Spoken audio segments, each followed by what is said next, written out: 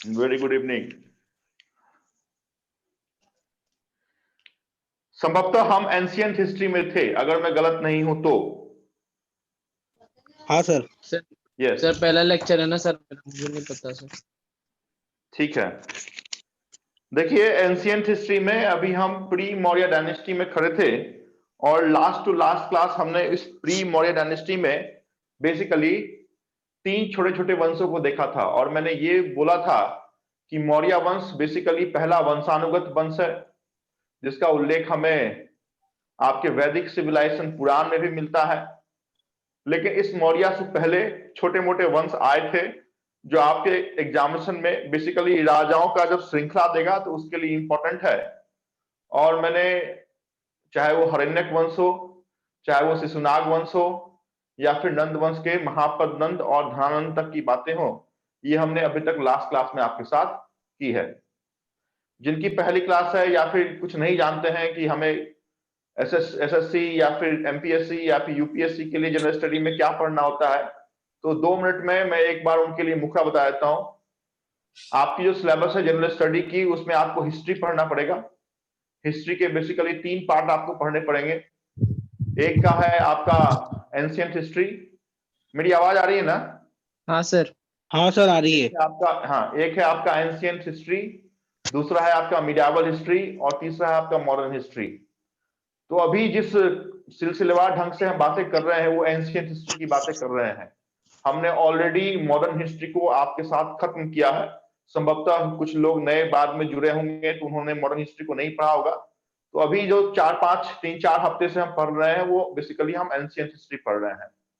इस ancient history में सबसे पहले जिस टॉपिक को हमने कवर किया था वो आपकी हड़प्पा सिविलाइजेशन थी, जिसको बाद में मैं बताया कि इस हड़प्पा सिविलाइजेशन को हम इंडस वैली सिविलाइजेशन, सिंधु घाटी की सभ्यता के भी नाम से जानते हैं। अलग अलग साइट, चाहे वो हड़प्पा हो, मोहनजोदारो हो, लोथल हो, कालीबंगा हो, बनावली हो, चाहुंद्रो हो, अलग अलग साइट वहां पे क्या मिले हमें, है ना, या फिर वो फीमेल डोमिनेटेड था या नहीं, लोहा था या नहीं, गाय थी नहीं, ये सारी बातें हमने हड़प्पा सिविलाइजेशन में की थी। उसको आगे लेके हम वैदिक सिविलाइजेशन पे आए थे, चाहे वो वेद, ऋग्वेद, सामवेद, यजुर्वेद, अथर्ववेद हो, चाहे उपवेद हो, चाहे वो वेदांग हो, वेदांत हो, उपनिषद हो, पुराण हो, ये सारी बातें हमने आपके साथ वैदिक सिविलाइजेशन में की थी। उसके बाद हम बौद्ध धर्म, महात्मा बुद्ध की ओर हम आए थे। महात्मा बुद्ध का जन्म हमने 523 ईसा पूर्व नेपाल के कपिलवस्तु के लुम्बिनी गांव में करवाया था। महात्मा बुद्ध का गृह त्याग हमने करवाया था। महावीर निष्क्रमण बताया मैंने, निर्वाण बताया, धम्मचक्र प्रवर्तन बताया, महापरिनिर्वाण जैसी बड़ी बौद्ध जो बातें हैं वो आपके साथ मैंने बौद्ध धर्म को खत्म करने से पहले बताया था। फिर हमने जैन धर्म पे आपको ले गए थे, और पहली ही बात जो जैन धर्म में हमने बताया था वो ये था कि founder of Jain religion was not Mahavir. Mahavir आपके जैन धर्म के आखिरी तीर्थंकर थे, जबकि फाउंडर ऋषभ देव का नाम हमने पहले तीर्थंकर के रूप में बताया था। फिर हमने वैसे छोटे मोटे इकाई जोड़ के 16 महाजनपदों की बात की, चाहे वो अवंती हो, चाहे वो आपके कुरु हो या कौशल हो, है ना, या फिर अंग हो। ये सब 16 छोटे मोटे राज हमने बना के जन जन से जनपद तक की हमने सफर आपके साथ तय किया है। और लास्ट क्लास हमने हरण्यक डायनेस्टी, उसके बाद शिशुनाग डायनेस्टी, उसके बाद हमने आपके साथ नंद वंश तक की बातें आपके साथ की है। आज जो हमारी टॉपिक है वो मौर्य डायनेस्टी की है। पर ध्यान से सुने, मैं कंसेप्ट क्या डालना चाहता हूं, उसके बाद हम लिखेंगे, और जब तक बोलूं नहीं लिखने के लिए तब तक आप कोई भी फैक्ट मेरे द्वारा बोला जा रहा है उसको आप पिन डाउन नहीं करेंगे। मौर्य वंश, तो मौर्य वंश के नाम से ही लग रहा है कि हो ना हो, इसकी टाइटल अगर मौर्य है इसका मतलब मौर्य से जुड़ा हुआ कुछ ना कुछ तो काम यहाँ पे किया गया होगा। जिसका माइक ऑन है अपने माइक को ऑफ कीजिए, किसी का माइक ऑन है शायद। मौर्य वंश, सबसे पहली बात तो यही है कि मौर्य वंश बना कब और बनाया किसने। तो मौर्य वंश का स्थापना जिस शासक ने किया, जिस राजा ने किया, जिस सम्राट ने किया, उस सम्राट ने आपके इसके पहले वाले वंश के आखिरी शासक को मार के इस वंश की स्थापना की थी। तो पहले तो ये इंपॉर्टेंट है कि वो शासक कौन है जिसने मौर्य वंश को बनाया। नाम था चंद्रगुप्त मौर्य। आपसे पूछा जाए who of the following was the founder of Maurya dynasty, answer will be Chandragupta Maurya. दूसरी बात कि आखिर ये वंश बना कब, तो ये वंश उसी समय बना जिस समय आपके इसके पिछले वंश के आखिरी शासक की हत्या हुई थी, और वो ईयर लास्ट क्लास की लास्ट फैक्ट थी हमारी, वो ईयर था 323 ईसा पूर्व। क्योंकि हम चूंकि एंशियंट हिस्ट्री में है तो सारी कहानियां हमारी ईसा पूर्व में चल रही हैं। किसी का माइक ऑन है?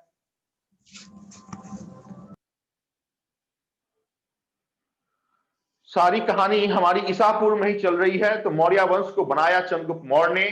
चंद्रगुप्त मौर्य ने इस वंश को 323 ईसा पूर्व में बनाया है। फिर से बोलता हूं, अगर आप किसी दूसरी बुक, छोटे मोटे बुक को आप देखेंगे लुसेंट वगैरह को, तो आप हो सकता है 321 दिखे, 322 दिखे, तो वहां पर कंफ्यूजन मत क्रिएट कीजिएगा। ईसा पूर्व में 2-4 साल आगे पीछे भी आप करते हैं तो भी चलेगा, बट मेरे द्वारा वही फैक्ट बोला जाएगा जो आपके एनसीईआरटी में लिखा हुआ है। तो आपको ये याद रखना है कि मौर्य वंश का स्थापना चंद्रगुप्त मौर्य ने 323 बीसी में किया था। अभी तो मारा था कुछ किसी को होगा ना, तो मारा गया था। कौन मारा था? तो इसके पुराना जो वंश था उस वंश का नाम था नंद वंश। इस नंद वंश का जो आखिरी शासक था उसका नाम था धनानंद। धनानंद के दरबार में एक व्यक्ति हुआ करता था। आवाज आ रही है ना? आवाज आ रही है क्या? हाँ सर। Yes yes, okay. तो हाँ सर, आ धनानंद के, रही यस यस, ओके ओके। तो धनानंद के दरबार में एक व्यक्ति हुआ करता था, जिस व्यक्ति को धनानंद ने अपने दरबार से निकाल दिया था। तो ऐसे भी आप समझ जाएं कि किसी खास आदमी को आप अपने परिवार से अलग करेंगे तो उसके अंदर रोष तो हो ही जाता है, बदला लेने की भावना तो हो ही जाती है। उस व्यक्ति का नाम था विष्णुगुप्त। फिर से नाम ध्यान से सुने। धनानंद के कोर्ट में, दरबार में जो व्यक्ति था जिसे धनानंद ने बाद में अपने कोर्ट, अपने दरबार से निकाला था, उस व्यक्ति का नाम था विष्णुगुप्त। विष्णुगुप्त जब उस दरबार से निकला तो उसी समय उसने सोच लिया था कि हो ना हो इसको मैं तो मजा, जैसे आज हम कहते हैं ना कि मजा चखाऊंगा यार, तुमने मेरे को दोस्ती तोड़ी है, तो वही काम आपके इस विष्णुगुप्त ने भी किया। विष्णुगुप्त संभवतः आपने पहली बार नाम सुना है, लेकिन जब इसका दूसरा नाम मैं बताऊंगा आपको लगेगा कि आपने बहुत बार इस नाम को सुना है, और उस दूसरा नाम का नाम था चाणक्य। तो विष्णुगुप्त बोले या चाणक्य बोले, और अगर ये दोनों आपके एग्जामिनेशन में नहीं आता है तो इसके तीसरे नाम को भी आपको याद रखना पड़ेगा। इसका तीसरा नाम था कौटिल्य। आदमी एक, नाम तीन, इधर विष्णुगुप्त और चाणक्य और कौटिल्य, है ना? आदमी ये तीनों एक ही है। जिस आधार पे आपके एग्जामिनेशन में आएगा उस पे आपको टिक मार्क करना होगा। तो विष्णुगुप्त साहब, ये जो चाणक्य है, ये पहुंच गए आपके किसके साथ मिल गए? तो मिल गए ये चंद्रगुप्त मौर्य के साथ, और उन्होंने उनको पूरी राजनीतिक शिक्षा दी कि इस तरीके से आप अगर युद्ध करेंगे तो इस धनानंद को आप क्या कर सकते हैं, तो मात दे सकते हैं। एक मिनट होल्ड कीजिए। Okay sir. तो इस धनानंद को आप मात दे सकते हैं। अब जब भाई साहब गुरु अगर विष्णुगुप्त जैसा हो, गुरु अगर कौटिल्य चाणक्य जैसा हो, ऐसे भी कहते हैं चाणक्य, जैसे कहते हैं ना अमित शाह को चाणक्य की रणनीति, तो रणनीति चाणक्य अगर बनाए और चंद्रगुप्त मौर्य हार जाए तो फिर चाणक्य की तो कूटनीति रणनीति हो गई नहीं। तो फिर चाणक्य के सहायता से इस चंद्रगुप्त मौर्य ने नंद वंश के आखिरी शासक धनानंद को 323 ईस्वी में मारने के बाद जिस बड़े इंपायर, जिस पहले वंशानुगत इंपायर की स्थापना की, नाम हमने दिया मौर्य डायनेस्टी। यहां तक की बातें आपके साथ समझ में आ रही हैं आपको? Yes sir. यस। जब मैं कुछ क्वेश्चन पूछूं तो माइक को अनम्यूट करके आप मेरा आंसर दे सकते हैं, फिर माइक आप म्यूट कर लीजिएगा, सो दैट आपके उस आवाज से किसी और को, खासकर मेरे को, डिस्टरबेंस ना हो। अभी चंद्रगुप्त मौर्य सत्ता में आ गए थे, पावर में आ गए थे। इस चंद्रगुप्त मौर्य का क्या हुआ? तो सारी कहानियां तो ठीक थी, जैसे राजा होते थे वैसे राजा हुए, लेकिन लास्ट क्लास में मैं जिक्र कर रहा था कि जिस समय आप जिस कॉलोनी में रहते हैं और आप अगर कमजोर होंगे तो आपके ऊपर, है ना, जो आपके पड़ोस वाले हैं वो दबाव बनाने की कोशिश करते हैं, है ना? तो हमेशा कहा जाता है कि अपने आप को कहीं भी स्ट्रॉन्ग करने की हमेशा काम करनी चाहिए। काम वही हो रहा था कि जब हमारी भारत की जो आंतरिक छोटे मोटे वंश थे वो कमजोर हो रहे थे, तो फिर यूनान का एक जो राजा था वो हमारे ऊपर आक्रमण करते हुए बढ़ता चला जा रहा था, उसका नाम था अलेक्जेंडर। इस अलेक्जेंडर, जिसको दूसरे शब्दों में हम सिकंदर भी कहते हैं, उसने भारत की ओर रुख किया, यूनान होते हुए वो भारत की ओर आया। इस भारत में आपके पाकिस्तान से, बेसिकली यूनान से जब ईरान से होते हुए आप आएंगे तो वो पाकिस्तान का जो बॉर्डर है, अभी जो पाकिस्तान है उसके बॉर्डर को आपको टच करना पड़ता है। तो जिस समय अलेक्जेंडर अपनी बड़ी इन कर रहा था तो भारत में रोकने की साहस जिस राजा ने की थी उस राजा का नाम था पोरस। आपने नाम सुना होगा, सिकंदर और पोरस की लड़ाई हुई थी, बहुत गाना भी है सिकंदर और पोरस की हुई थी लड़ाई। तो सिकंदर और पोरस की लड़ाई हो गई, कब हुई? तो वो ईयर था 326 बीसी। देखिए 323 ईसा पूर्व में आपका चंद्रगुप्त मौर्य ने मौर्य वंश की स्थापना की, लेकिन 326 ईसा पूर्व, तो एस्टैब्लिशमेंट से पहले या बाद की घटना में बता रहा हूं। क्या बता रहा हूं मैं बेसिकली? बात की नहीं, पहले हम की। ईसा पूर्व में चल रहे हैं, हम ईसा पूर्व में चल रहे हैं, तो 326 जो है वो पहले आएगा, उसके बाद 323 आएगा। तो मौर्य वंश की स्थापना से पहले ही सिकंदर ने भारत पर अटैक कर लिया था और झेलम नदी के तट पे सिकंदर की पोरस के साथ लड़ाई हुई थी। कहा तो ये जाता है, यूनानी इतिहासकार ये कहते हैं कि सिकंदर जीत गया था, जो हिंदुस्तानी इतिहासकार है वो ये कहते हैं कि पोरस की जीत हुई थी। लेकिन बहुत सारे इतिहासकार का ऑन एन एवरेज मानना है कि सिकंदर का क्या हुआ था, जीत हुआ था। तो आपको भी यही मानना है कि सिकंदर विजय हुआ था। सिकंदर तो विजय हुआ, लेकिन पोरस ने चूंकि इतना ज्यादा दमखम दिखाया था कि पोरस को फिर से उसकी सत्ता वापस कर दी सिकंदर ने, और बोला कि भाई ये सत्ता तुम ही संभालो, मेरे को सिर्फ अटैक करना था, मैंने जीत हासिल की, लेकिन सत्ता जो है वो तुम ही संभालो। सर सिकंदर को ही अलेक्जेंडर बोलते थे ना? यस यस, अलेक्जेंडर इंग्लिश में आप बोल सकते हैं, सिकंदर हम हिंदी में बोलते हैं बेसिकली, है ना? तो अलेक्जेंडर और पोरस का साथ युद्ध, या फिर सिकंदर और पोरस के साथ युद्ध, दोनों एक ही बात है, क्योंकि एक ही इंसान था अलेक्जेंडर, उसी का दूसरा नाम था सिकंदर, जिसकी बेसिकली जो नेवल सेना थी, जो नौ सेना थी, बहुत ही ज्यादा शक्तिशाली थी। तो भाई साहब जीत गया। कौन जीता? तो सिकंदर जीता। सिकंदर से फिर से सत्ता किसको दे दी? तो पोरस को दे दी। ये जो वॉर है, ये वॉर आपके एग्जाम्पल के लिए बहुत इंपॉर्टेंट है। इस वॉर को भारतीय इतिहास के पन्ने जिस नाम से याद रखते हैं 326 ईसा पूर्व की घटना को, उस वॉर का नाम है द वॉर ऑफ हाइडेस्पस। वो मैं बोर्ड पे लिखूंगा, डोंट वरी, बट सिर्फ सुन के रखें, सर ने ये बातें बताई हैं, द वॉर ऑफ हाइडेस्पस। अगर हाइडेस्पस ना पूछा जाए तो फिर झेलम का युद्ध आप याद रख सकते हैं। झेलम एक नया नाम है, लेकिन प्राचीन नाम जो वैदिक सिविलाइजेशन में उस झेलम का नाम अंकित किया हुआ है वो है विस्तता। तो नदी एक और उसके 3 अलग अलग नाम, एक war of Hydaspes is similar with the war of Jhelum, is similar with the war of Vitasta. ये तीनों एक ही है, और इस तीनों ये जो 3 नाम हमने बताए हैं, इसी पे आपके सिकंदर और पोरस की युद्ध 326 ईसा पूर्व में हुई। सिकंदर ने पूरी तरह सत्ता जो है फिर से पोरस को दे दी, और फिर वो वापस चला गया, और सिकंदर का देहांत हो गया, सिकंदर मर गया। कुछ दिनों के बाद किसी भी कारण से, वो XYZ इंटरनेशनल हिस्ट्री की हमारी बातें हैं, तो XYZ कारण से सिकंदर का मौत हो गया। अभी सिकंदर का कोई ना कोई तो होगा ना उत्तराधिकारी, तो वो उत्तराधिकारी सिकंदर का ही उस समय सेनापति था, उसका नाम था Seleucus Nicator. Seleucus Nicator Sikandar का उत्तराधिकारी था। चंद्रगुप्त मौर्य ने जिस समय आपके इस मौर्य वंश की स्थापना की, उसका युद्ध 305 ईसा पूर्व में इसी व्यक्ति के साथ हुआ, जिसका नाम था सेल्यूकस निकोटर।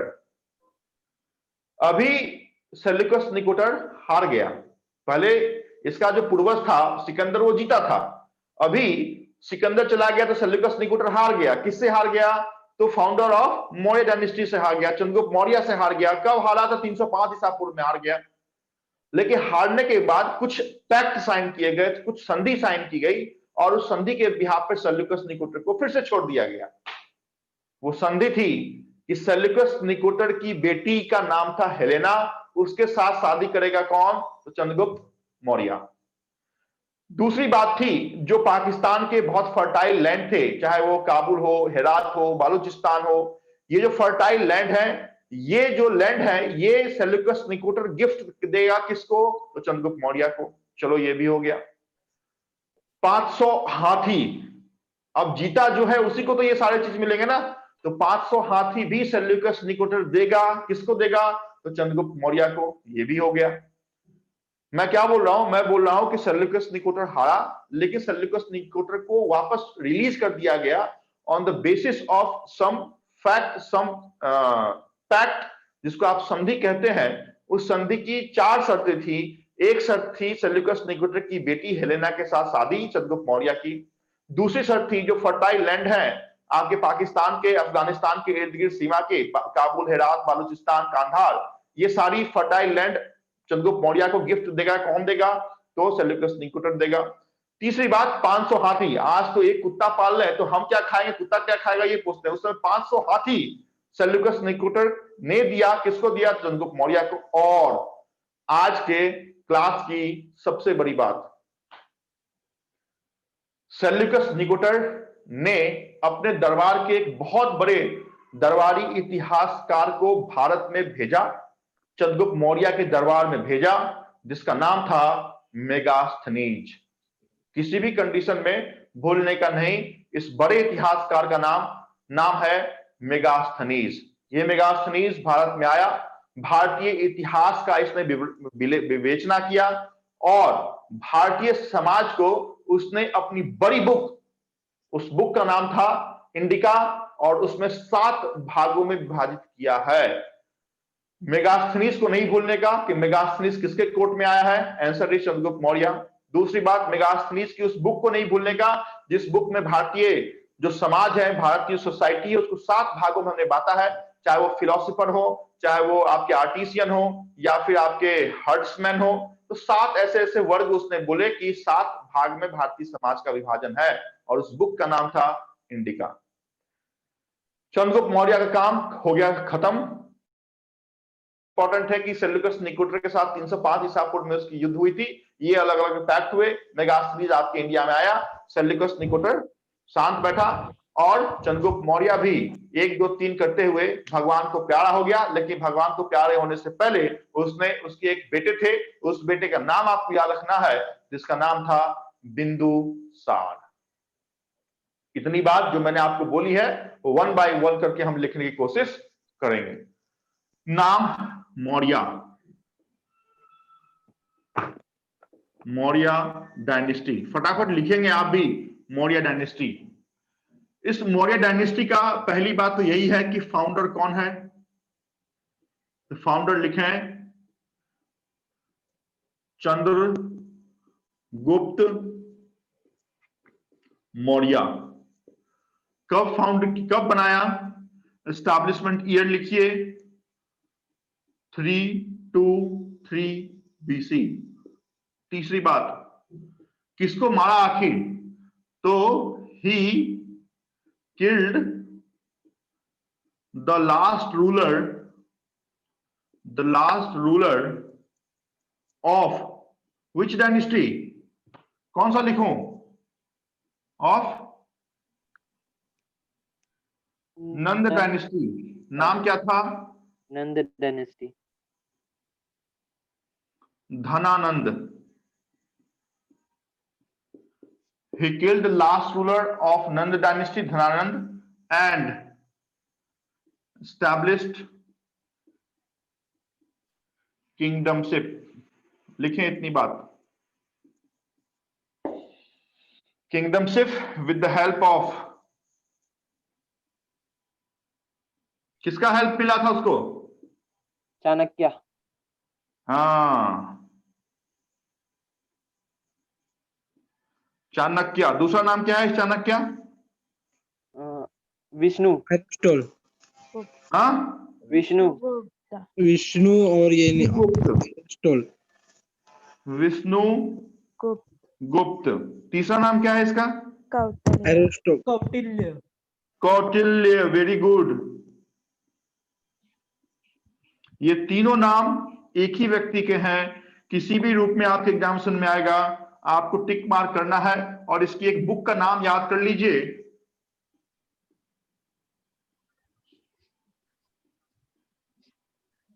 चाणक्य की बुक नाम है अर्थशास्त्र।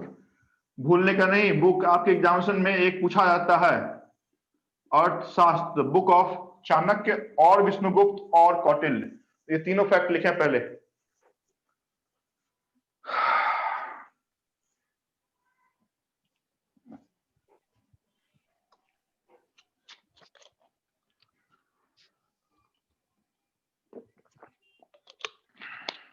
सर बुक का नाम क्या बोला सर आपने?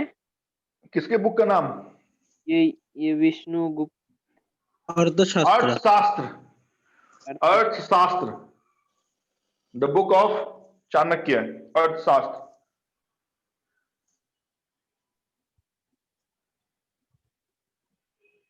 चलो, एक सेकंड सर। हाँ सर, हाँ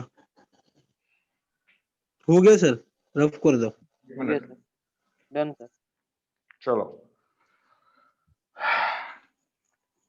देखिए, जब मैंने हिस्ट्री को पढ़ाने की शुरुआत की थी, आपको बताया था कि हिस्ट्री को जानने के लिए हमारे पास कम से कम 3 में से ईदर ऑफ द 3 सोर्स होने चाहिए। उसी के बिहाफ पे हम कहते हैं कि इतिहास में 2000 साल पहले ये काम हुआ था। उस 3 सोर्स में एक सोर्स का नाम था लिटरेरी सोर्स। लिटरेरी सोर्स में क्या आते हैं? जो लिटरेचर है, जो किताबें हैं, जो ग्रंथ हैं, वो लिटरेरी सोर्स में आते हैं। दूसरा क्या है? तो आर्कियोलॉजिकल सोर्स। आर्कियोलॉजिकल सोर्स का मतलब क्या है? तो चाहे वो भवन हो, इमारत हो, आपका कॉइन्स हो, स्टैम्प हो, तो ये सब आर्कियोलॉजिकल सोर्स है। और तीसरा क्या है? तो फॉरेन विजिटर। मेगास्थनीज आया तो यूनान का था, तो वो भी याद करना है। कहीं बताऊंगा फाहियान आया है, तो वो भी याद करना पड़ेगा, है ना।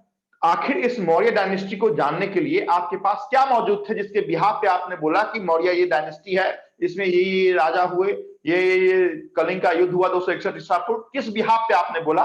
तो आप जाने कि मौर्य को बताने के लिए हमारे पास 2 सोर्स मौजूद थे। जैसे मैंने बताया था कि हड़प्पा को जानने के लिए हमारे पास सिर्फ एक ही सोर्स मौजूद थे, वो था आर्कियोलॉजिकल, और आर्कियोलॉजिकल में भी सिर्फ एक ही था, वो था स्टैम्प। सिमिलरली वैदिक को जानने के लिए हमारे पास सिर्फ लिटरेरी सोर्स मौजूद थे, चाहे वो वेद हो, पुराण हो, अरण्यक हो, उपनिषद हो। लेकिन इस मौर्य सिविलाइजेशन को मौर्य वंश को जानने के लिए हमारे पास 2 सोर्स मौजूद थे। एक का नाम हमने दिया कौन सा? तो लिटरेरी सोर्स। और दूसरे का नाम हमने दिया कौन सा? तो archaeological source, source of history for Maurya dynasty. Maurya dynasty, इसको हम बेसिकली 2 भाग में तोड़ के देखेंगे। एक भाग है आपका लिटरेरी सोर्स और दूसरी भाग है आपका आर्कियोलॉजिकल सोर्स। लिटरेरी सोर्स में सबसे बड़ा सोर्स तो कौन सा है? सबसे बड़े सोर्स का नाम मैंने पहले ही बताया कि आपको ये बुक भूलना किसी भी कंडीशन में नहीं है, जिस बुक का नाम है इंडिका। और इंडिका लिखा किसने? मेगास्थनीज। इंडिका ये बुक है ना, और ये क्या है? तो राइटर है। पहला लिटरेरी सोर्स इंडिका, लिखने वाला कौन? मेगास्थनीज। दूसरा अर्थ शास्त्र, लिखा किसने? चाणक्य। चाणक्य। तीसरा बहुत इंपॉर्टेंट बुक है और कई बार आपके एग्जाम में पूछा गया है, उस बुक को जिसने लिखा है उसका नाम है विशाख दत्ता। विशाख, बहुत बहुत बहुत ज्यादा इंपॉर्टेंट बुक आपके एग्जामिनेशन के अकॉर्डिंग है। विशाख दत्ता ने उस बुक को लिखा है और उस बुक का नाम है, किसी को मालूम है? नहीं सर। मुद्रा। किसी भी कंडीशन में आप 1 मिनट के लिए इंडिका अगर भूल जाते हैं, मेगास्थनीज के द्वारा लिखा हुआ है, चलेगा, लेकिन एग्जामिनेशन अगर पास करना है तो उस बुक को किसी भी कंडीशन में नहीं भूलिएगा। जिस बुक में चंद्रगुप्त मौर्य के बारे में लिखा हुआ है उस बुक का नाम है मुद्रा राक्षस और उस बुक को लिखने वाले का नाम है विशाख दत्ता। तो मैंने बताया कि हमें आपके मौर्य वंश का जो आखान मिलता है, जो लिखी हुई बातें मिलती हैं, वो बेसिकली इस 4 बुक में मिलती हैं। इंडिका मेगास्थनीज के द्वारा लिखा हुआ, अर्थशास्त्र कौटिल्य के द्वारा लिखा हुआ, मुद्रा राक्षस मोस्ट इंपॉर्टेंट विशाख दत्ता के द्वारा लिखा हुआ, और पुराण। पुराण मैंने ऑलरेडी आपके साथ डिस्कस किया हुआ है। तो सिर्फ ये 4 बातें आप लिखेंगे लिटरेरी सोर्स के अंदर, लिखे लिटरेरी सोर्स ये 4 बुक। पुराण है क्या कुरान है सर? सर पुरम किसने लिखा है?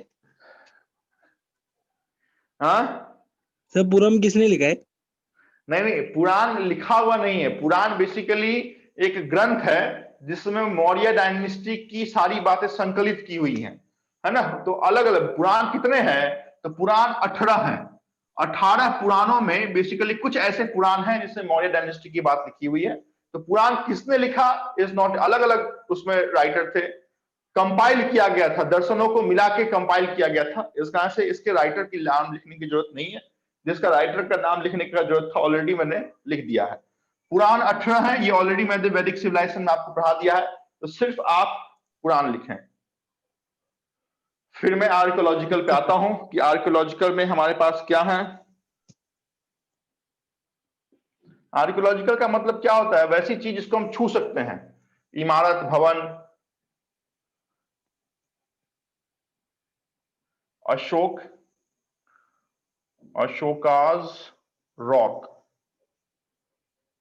और चंद्रगुप्त मौर्य का कोर्ट, ये 2 ऐसी बातें हैं जो आप आर्कियोलॉजिकल के अंदर लिखें। अशोक के रॉक, अशोक के पत्थर, अशोक के अभिलेख, अशोकाज रॉक और चंद्रगुप्त मौर्य कोर्ट। चंद्रगुप्त मौर्य का ये राजप्रसाद था, है ना। और बेसिकली राजप्रसाद किस चीज का बना हुआ है वो भी बहुत इंपॉर्टेंट है। लकड़ी का राजप्रसाद था। कहां पे था? तो पाटलिपुत्रा में था। बहुत बार पूछा भी गया है कि चंद्रगुप्त मौर्य का जो राजप्रसाद था, जो कोर्ट था, वो किस चीज के द्वारा बना हुआ है ना। शीशे का बना हुआ है या तांबे का बना हुआ है, लोहे का बना हुआ है? तो आप जाने कि लकड़ी का बना हुआ उसका राजप्रसाद था।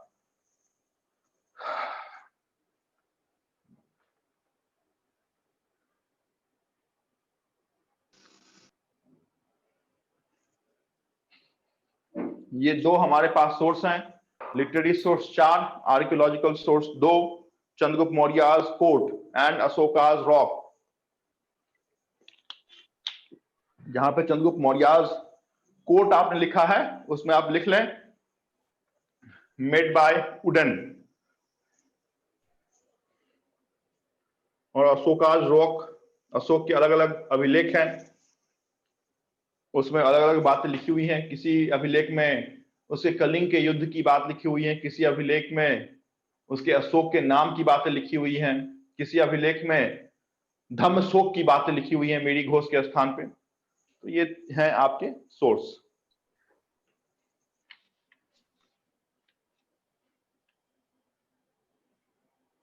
चलो आगे। सर लिख के हो गया? हाँ सर। हाँ सर। देखिए, ये मैंने जो बोला कि एक बुक बहुत इंपॉर्टेंट है, उस बुक का नाम था मुद्रा राक्षस। जिसने लिखा उस बुक को, उसका नाम था विष्णु दत्ता। अभी चंद्रगुप्त मौर्य जो है, इस चंद्रगुप्त मौर्य कौन से वंश के थे, इसमें थोड़ा सा मतभेद है आपके इतिहासकारों के बीच। तो इस इतिहासकार में आपको बहुत ही क्लियर रूप से पूछा भी जाता है, और क्लियरिटी आपको आंसर में भी देना पड़ेगा कि अकॉर्डिंग टू पुराण, फिर से बोलता हूं, according to Purana and Vishakh Datta's book Mudrarakshasa, Chandragupta Maurya को हमने शूद्र बताया है ना। बोला है हमने शूद्र है, शूद्र वंश के थे, शूद्र जाति के बिलोंग करते थे। जिसको शूद्र अगर आपके एग्जामिनेशन में है तो कुलीन भी वो बोल सकता है। तो शूद्र एंड कुलीन आर सिनोनिम्स। किसने बोला? तो चाहे तो पुराण ने बोला गया या फिर विशाख दत्ता की बुक मुद्रा राक्षस में बोला गया। लेकिन जो बौद्ध धर्म है, अंगुत्तर निकाय है या जैन धर्म है, इस बौद्ध और जैन धर्म में इस चंद्रगुप्त मौर्य को क्षत्रिय कह के बुलाया गया है। आपको बता दूं कि आपकी एसएससी सीजीएल में ये क्वेश्चन कम से कम 6 बार पूछा हुआ है फ्रॉम 2012। 2012 से 2018 तक की बात करें, कम से कम ये क्वेश्चन 6 बार पूछा गया है कि कौन सी बुक में आपके चंद्रगुप्त मौर्य को कुलीन या फिर शूद्र कहा गया है। उस बुक का नाम मैंने तीसरे लाइन में लिखा था, विशाख दत्ताज बुक मुद्रा राक्षस। तो यहां पे हम लिखेंगे टीचर। चंद्रगुप्त मौर्य का टीचर कौन है? तो टीचर का नाम आप भली भांति जान गए हैं। इस तीनों में से कोई भी नाम आपके पास पूछा जाए, आप सही आंसर टिक मार्क कर सकते हैं, चाहे तो चाणक्य, चाहे तो कौटिल्य, चाहे तो विष्णुगुप्त। दूसरी बात, according to Vishakh Datta's book, Chandragupta प्रथम relates, Vishakh Datta's book slash Purana भी यहीं पे ऐड कर लीजिए, रिलेट्स फ्रॉम शूद्र स्लैश कुलीन, मतलब नीची जाति का है, शूद्र स्लैश कुलीन। दूसरी बात, according to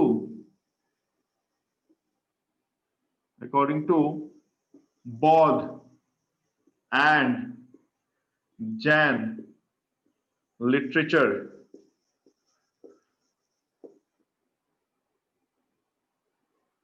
he was Kshatriya. he was क्षत्रिय। ये दोनों फैक्ट लिखें, टीचर का नाम लिखें, तीनों जो नाम आपने लिखा जिसने अर्थशास्त्र जैसी बड़ी बुक लिखा। दूसरी बात लिखें कि चाहे तो पुराण या फिर विष्णुदत्ता की जो बुक है मुद्रा राक्षस, उसमें उसे कुलीन कहा गया है। और फिर लिखें बौद्ध ग्रंथ या फिर जैन ग्रंथ के आधार पे उसे क्षत्रिय कहा गया है। सर वो क्या है सर, उसकी अकॉर्डिंग टू वैदिक बुक पुराण और ये CML रिलेट? अकॉर्डिंग टू विधि नहीं है, अकॉर्डिंग टू विष्णु।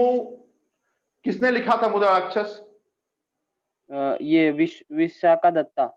हाँ, according to Vishakha Datta's book and Purana. According to ये जो विधि लिखा है, ये मैंने शॉर्ट फॉर्म में लिख लिया है, आप विधि मत लिख लीजिएगा, आप लिखिए according to Vishakh Datta's book and Purana, Chandragupta Maurya relates from Shudra slash कुलीन, शूद्र स्लैश कुलीन, whereas according to Baudd and Jain religion he was a क्षत्रिय।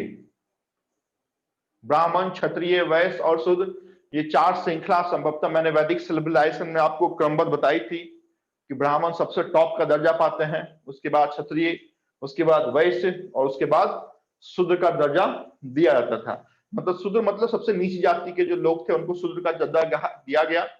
तो चंद्रगुप्त मौर्य शूद्र थे, ये बातें सिर्फ पुराण में लिखी हुई मिलती हैं और विशाख दत्ता की बुक मुद्रा राक्षस में लिखी हुई मिलती है। लेकिन अगर उसकी बाद की ग्रंथों की बात की जाए, बौद्ध धर्म या फिर जैन धर्म की, तो उसमें चंद्रगुप्त मौर्य को क्या कहा गया? तो क्षत्रिय कहा गया है। आपसे क्वेश्चन बिल्कुल क्लियर करके पूछेगा कि अकॉर्डिंग टू बौद्ध रिलीजन चंद्रगुप्त मौर्य वाज वैश्य है, शूद्र है, क्षत्रिय है या ब्राह्मण है, तो बिल्कुल क्लियर करके मैंने आपका बुलेट पॉइंट भी लिखा है, आपको उतनी ही क्लियरिटी से आंसर देना है। नेक्स्ट सर क्षत्रिय मीन्स वॉरियर ना? क्षत्रिय मीन्स वॉरियर ना? क्षत्रिय मीन्स क्या बोला आपने? वॉरियर। वेरी वेरी, हाँ, कहते हैं ना राजपूताना। जब मैं मिडिएवल हिस्ट्री पढ़ाऊंगा उस समय राजपूताना वंश के बारे में बताऊंगा। तो क्षत्रिय वो जो राजा होते हैं, है ना, जो राज करते हैं, राजपूत शासक होते हैं, तो उनको क्षत्रिय हमने बोला, वॉरियर हमने बोला, है ना। चलूं आगे? हाँ सर। हाँ सर। ओके।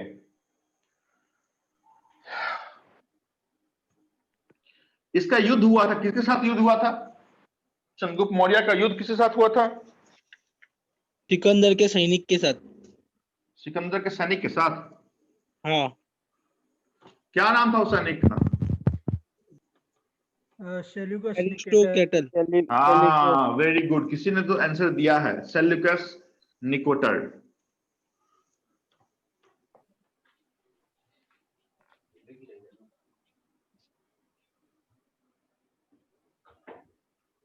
सर उसके सेनापति से लड़ाई हुआ था ना? एक मिनट,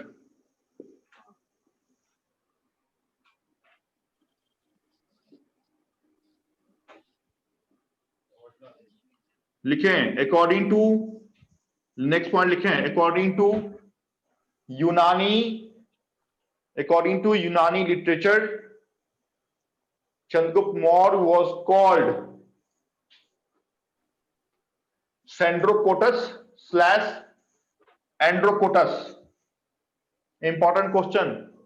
अकॉर्डिंग टू यूनानीज बुक, जो यूनान की ग्रंथ है, उसमें चंद्रगुप्त मौर्य को सेंड्रोकोटस भी कहा गया है और एंड्रोकोटस भी कहा गया है।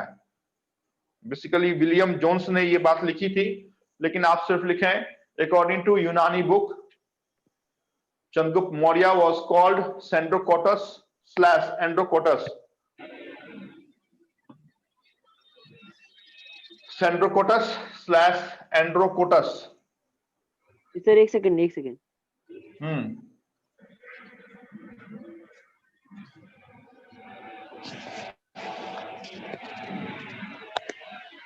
अभी हम आते हैं चंद्रगुप्त मौर्य की सबसे इंपॉर्टेंट फैक्ट पे।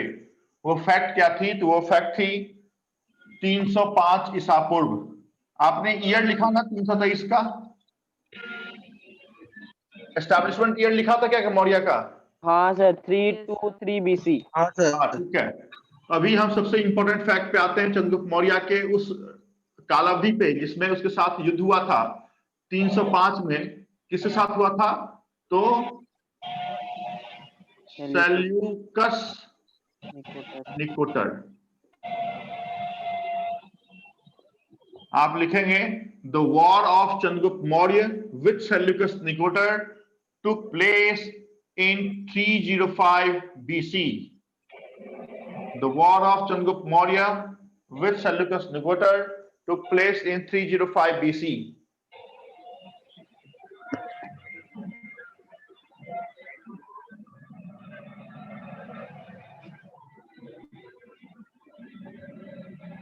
पांच सौ हाथी। दूसरा काबुल। माइक ऑफ करो, किसी का माइक ऑन है?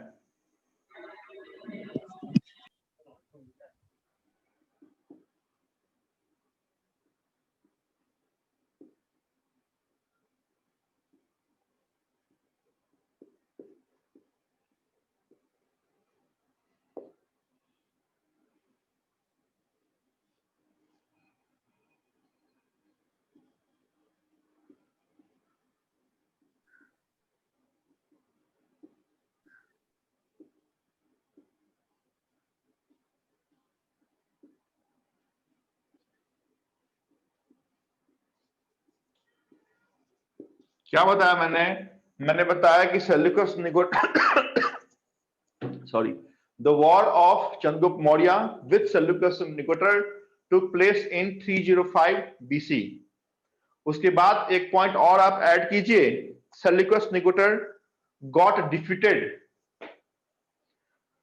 फटाफट लिखो, हमने वो बातें नहीं लिखी हैं लेकिन आप लिखें Seleucus Nicator got defeated from Chandragupta Maurya and released. हारा भी लेकिन उसको बंधक नहीं बनाया गया, उसको मारा नहीं गया। And release on different pact.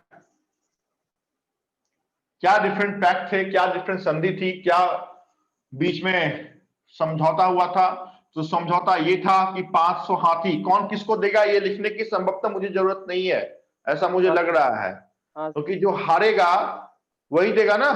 हाँ हारा भी और कहेगा कि हमको 500 हाथी दे दो, हम बैठ के क्या करेंगे, तो हाथी चलाएंगे, है ना। तो ये संभवतः आपको समझ गए होंगे कि 500 elephant. Second is Kabul, Herat, Baluchistan and Kandahar. These were fertile land in जो आपकी नॉर्थ साउथ इंडिया की उस समय सीमा थी, उस समय ये बहुत ही फर्टाइल लैंड थे। तो ये भी चंद्रगुप्त मौर्य के हवाले होना चाहिए। दूसरा था हेलेना।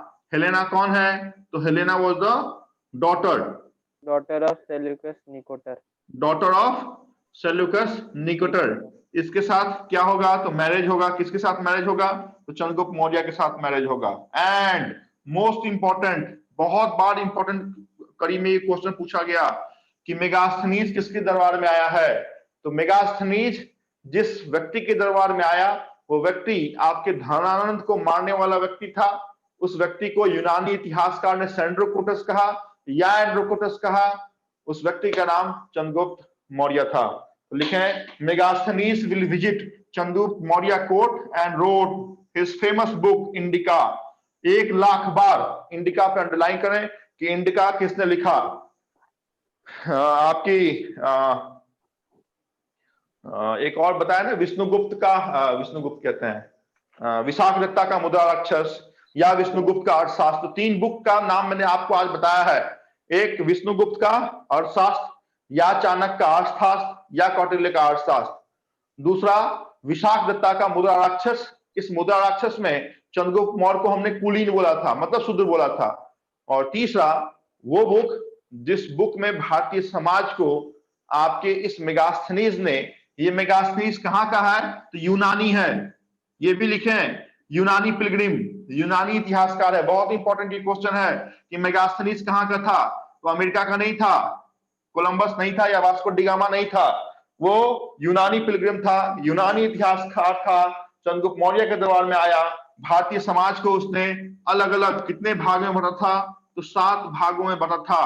और वो 7 भागों का विवरण कौन सी बुक में मिलता है? तो इंडिका जैसी बड़ी बुक में मिलता है। तो पहले इतनी बात लिखें, फिर वो 7 अलग अलग नाम में बताता हूं, only for MPSC and UPSC examination.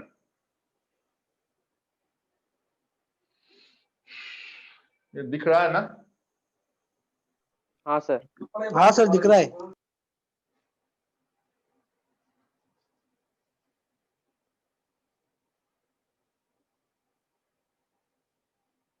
जिनकी एसएससी या रेलवे है, ये जो फैक्ट मैं अभी लिख रहा हूं, ये मत लिखिएगा, क्योंकि आपके एग्जामिनेशन में कभी नहीं पूछा गया, न पूछा जाएगा। Philosopher, okay sir. फार्मर, जो बड़ी कमीशन लेवल की एग्जामिनेशन की तैयारी कर रहे हैं, सिर्फ वही ये फैक्ट को लिखें। सोल्जर, जगह कम है, इसके साथ इस कारण से मैं बार बार रिपीट करूंगा सो दैट आपको कोई प्रॉब्लम ना हो। Herdman,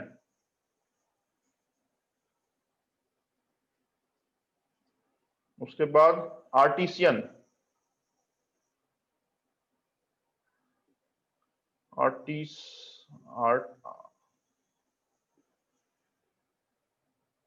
artisans. छठा मैजिस्ट्रेट।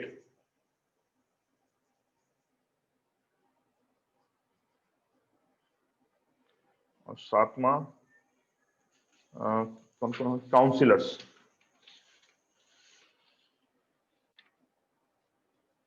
तो लिखें, जिन्होंने लिखा मेगास्थनीज विजिटेड चंद्रगुप्त मौर्य कोर्ट। जहां पर मेगास्थनीज लिखा है वहीं पे आप लिखें यूनानी pilgrim and wrote his famous book Indica, where he divided Indian society into 7 part. और वो 7 पार्ट मैंने बड़ी एग्जामिनेशन के लिए लिखा है। Philosopher, farmer, soldier, herdsman, artisans, magistrate and councillors. दिख रहा है क्या मैंने जो लिखा है?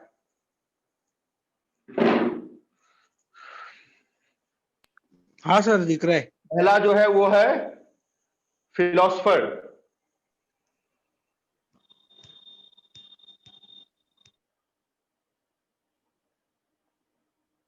देखिए, अभी 24 लोगों ने हमारे साथ ज्वाइन किया हुआ है, लेकिन मैं फिर से अनाउंसमेंट कर देता हूं कि जो सिर्फ बैंक के लिए पढ़ना चाहते हैं उनके लिए क्लास नहीं है।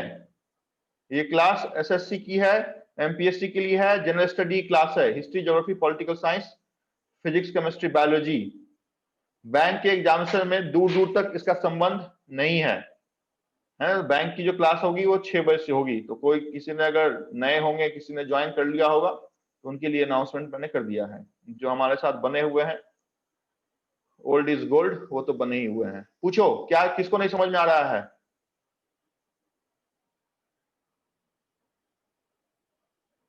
ओके है? Yes, sir. Yes sir. आगे चलूं? हाँ सर। हाँ Yes. सर।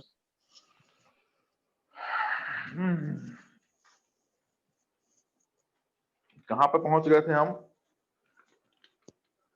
अभी स्टार्ट। बहुत हो गया इस चंद्रगुप्त मौर्य की कहानी। अभी चंद्रगुप्त मौर्य को हटाना पड़ेगा। तो हटाने की बात में हम लग जाते हैं। ये 7 नाम लिखा क्या? Philosopher, farmer, soldier, herdsman, artisan, magistrate and councillors. Yes, sir. पक्का? Yes, लेकिन sir. मुझे लग नहीं रहा है किसी ने लिखा हो। मेरा आईक्यू बहुत तेज है। –